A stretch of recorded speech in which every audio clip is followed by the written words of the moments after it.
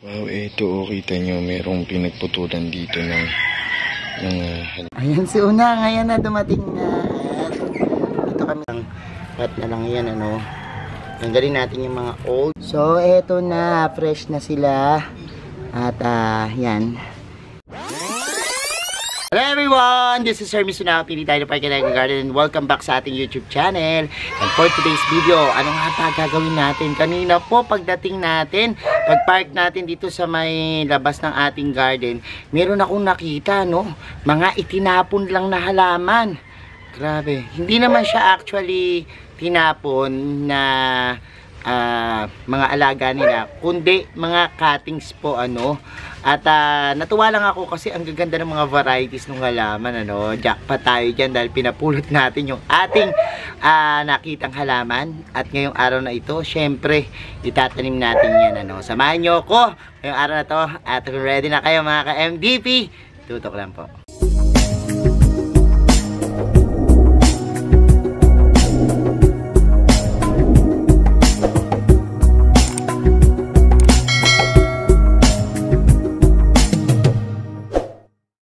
Ito kita nyo, merong pinagputulan dito ng halaman. Nasa basurahan lang siya. Ayun, sa basurahan lang siya. And ayun, mga masaswerte pang halaman, mga tiplan to, iba't ibang klaseng tiplan. Ayan si Una, ngayon na dumating na. At dito kami sa ating garden. At yan, inutusan ko si Unang kasi naawa talaga ako sa mga halaman. Nakita namin, Unang, lagyan mo na dito yan, dito sa ating ano. Yan, tingnan natin. ano ba yung dala mo? Buti na lang, may Mercedes ka, Unang, no? Oo ka, buti na lang, may Mercedes ako. Nakakuha ko sa sako. Sige, yan mo nga yan, isang sako. Oh, wow, ang gaganda ng variety na to, oh. Ng tea plant, ano to? Ay, ano to nakuha mo na to? Ay, welcome plant, CC plants. Ay, ang ganda ng variety na to. Wala pa tayong ganitong variety, no? Meron ako pulang-pula pero wala pa akong variety. Ito, CC plant, swerte din to. Swerte. Ay, swerte ni Unang nakakuha ng ganito. Ang ganda ng variety ng tea plant na to. Ito, ano to? Ay, sayang. Tingnan mo. Siguro matagal na to. Kaya, bulok-bulok na. Ay, merong mga, ay, hindi. Na ano to, matagal na, no? Kaya naninilaw na yung dahon. Matagal na siguro. Tingnan nyo naman, ang ganda ng variegation. So, ganda ng tea plant na to, tinapon lang, oh. Ang ganda talaga nitong tea plant na to. Ayan, napakaganda. And thank you, Unang. Unang, ano masasabi mo? Paano mo kinuha to? Ando, nakalatag doon. Kinuha ko. Hindi na ako nagpaalam. Dinampot ko na lang. Hindi, nasa basurahan na lang. Ando lang sa basurahan eh. Kaya nga, kaya ayun, di ba? Tinahulan ako aso. Tinahulan ka? Walang tahol. Buti hindi ka wala nakakita sa'yo. Na, ako bahala doon. Galing ni Unang, ano, galing. Ayan po. Tatanim na natin ito bukas. And we're back mga ka-MDP. Nakita nyo naman yung mga ay tinapong cuttings, ano. At napakuha natin yan kay Unang. Kaya naman ngayon, ayan na siya, oh. At hinanda ko na yung ating mga gagamitin. At samahan nyo ko dahil iriripat ko na sila. So, eto na yung ating gagamitin ngayong araw na to. Syempre, ayan na yung mga cuttings, ano, pinagbukod-bukod na natin. Kaya lang hindi ko pa natatanggalan ng mga yellow leaves kasi ang dami ko pang ginawa kanina. Dahil flowering days ay mga bubulaklak na araw ngayon dito sa Mini Dino Park and Eco Garden. Kaya naman busy kami kanina. Ngayon ko lang mahaharap to. At syempre may mga pots tayo dito. At ang gagamitin natin ay itong ating yan, hindi ko pa nahahalo, ano, ipa. Tapos meron tayong compost, ano. Yan. Yan yung ating paggagamitan. Tinitingnan ko. Siguro ito mga cuttings kasi sobrang lago na siguro nung kanilang mga halaman. And wala pa kasi ko ng mga variety nito. Kaya jackpot na rin ako kasi wala akong ganitong tea plant. Yung tea plant ko nasa labas, mamaya papakita ko yun sa inyo. Naglalakihan na rin yun at kailangan na rin tabasin siguro. Ito kasi mabilis kumapala, no? Lalo na pag tinitrim lagi. Siguro napakalago na nung ganito nila. Kaya hindi na nila itinanim, ano. Tinapon na lang nila, no? Pero anyway, simulan na natin. Meron pa palang CC plants, ano, na nandito. Dalawang CC plants yan. And yan, tama-tama kasi ito nagkalos na, kaya lang tupi siya dito, no? Pero ikakat ko hanggang dito siguro. Yan, pero tuyong-tuyo na yung kanyang mga cuttings, ano. Pwedeng-pwede na yung itanim. At simulan nyo na ako. At simulan na natin. At siguro lipat tayo dun sa mas maluwag, no, para ma-tanim natin to. So ayan, simulan na natin yung ating pagtatanim. And pagsama-samahin muna natin yung pare-pareho. Tanggalin natin siguro yung mga didilaw na dahon. Ito nga yan. Siguro mga ilang araw na rin na nandoon sa may basurahan. And ayan, diba, medyo dehydrated na sila, kaya ito kailangan to, didigan na to tanim na pagkatanim. O to magkakapareho, pagsama-samahin natin para isang pat na lang yan, tanggalin natin yung mga old na yan leaves, no, yung mga dried na leaves. Tapos ito gusto ko rin tong isang variety na to, ang ganda look. Dami ng mga dilaw na dahon. Tanggalin natin yung mga dilaw na dahon na yan. Ayan. Okay. Ayan. Ako may bali din ata. Bali kaya ito? Ay hindi. Ano lang siya. Actually hanggang saan na ba inabot ng dilaw na dahon niya?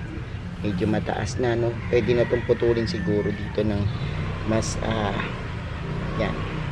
Mas maliit. Hanggang dito siguro umabot na, ayan, may pagkadilaw na. Yan, wala nang yellow. Pag wala nang yellow, okay na yan. Pero sobrang haba, humaba siya ng habang mahaba, no? And pangit naman kapag masyadong mataas. Gawin natin is ikat natin. Yan, so ganito lang itatanim natin. Tapos ito, isasaksak na lang natin. Pwede pa nga itong pag-itanin, pero sasaksak na lang natin. Kung mabuhay siya, mabuhay. Kung hindi, hindi naman. O, ayan. Kasi ito, ganun din, tanggalin natin. Ayan. Ang dami. Daming mga dilaw-dilaw na. So, wala pa ako nitong tea plant na to. And, ayan. Pero ako mamaya, papakita ko sa inyo yung tea plant ko. Nasa labas. Yung magaganda na sila, malalaki na. So, hanggang saan ba yung dilaw na dahon? Hanggang dyan. Daming mga dilaw na dahon. Tapos ikat natin to.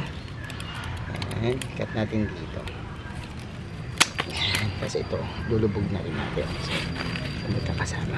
Okay, and simulan natin. So, ito pala yung mga welcome plants, CC plants.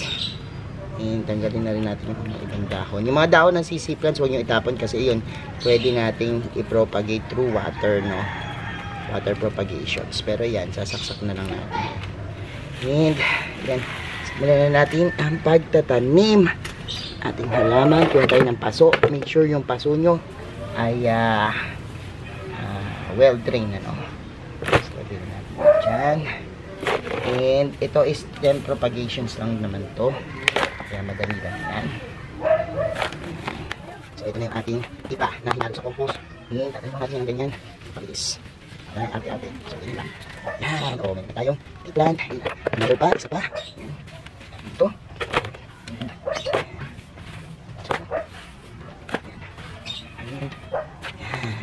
Tapos ito rin natin yung aking isa. Yan. Tapos itusok na rin natin yung tinatanggal na. Ayan. Ito, ayun na. Gawin na ba natin. Tapos itong ating CC plants. Yan. So tuloy lang natin yung mga nasa batang dahon. Tusok natin. Hindi lang kadali. Ganyan kasimple. Napakasimple lang.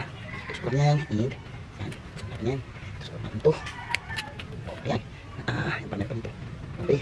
So ito na yung ating CC plants. O, diba? Ang bilis lang. At kaysa mga sila doon sa basurahan, ating na yun. Sila yun. Yan. Meron tayong panibagong plants, at least magaganda yung mga nakuha natin. Masuswerte pa. Kasi this one is CC plants. Welcome plants. Maganda sa feng shui, swerte. Tea plant, wishing plants. Lucky wishing plants yung mga tea plant na yan. Swerte din yan, Kaya, dapat lang sila na talagang i-propagate at padamihin. Pakita ko sa inyo yung mga ganito ko, mga tea plant ko na iba-ibang klase dun sa may labas, malago na rin sila. So, eto na, papakita ko sa inyo, ganyan kaganto yung mga tea plant, Mga lucky wishing plant. Ayan o. Ang gaganda, striking ang kulay. Ito mga tinusok-tusok ko lang itong mga varieties na to. Lalo ito, no? So ang kakapal na nga ng mga ganito nating tea plant. Ito naman yung parang variegated na green, no? Gaganda rin nila. Kasi ito, ang ganda pag nasisinaga ng araw, ano? Ay, naku, merong ano. Pinalutan na siya ng ano, mga damo dito.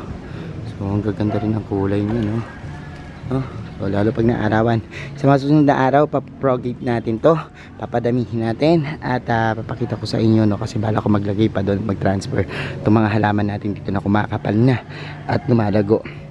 Pag nagtitrim kasi ako, it's either sinasaksak ko kung saan-saan para mas maganda, mas malawak, mas maraming halaman. And pag sobra na, pinamimigay natin, ano. Pero hindi natin tinatapon, ano. Sayang, nanghihinayang ako. Yun na lang mga talagang sobrang hindi ko na makayanan. Yun yung mga tinatapon na lang, no? Pero so far marami naman tayong nabibigyan, marami tayong nasi-share ng mga halaman kapag may humihingi sa atin, kaya naman okay lang yung pagbabawas at pagtrim ng halaman. So eto na, fresh na sila at yan, dinidigan na natin, ano. Feeling ko ahow na ahow itong mga halamang ito. And sana mabuhay sila, magkaugat para meron tayong mga bagong varieties.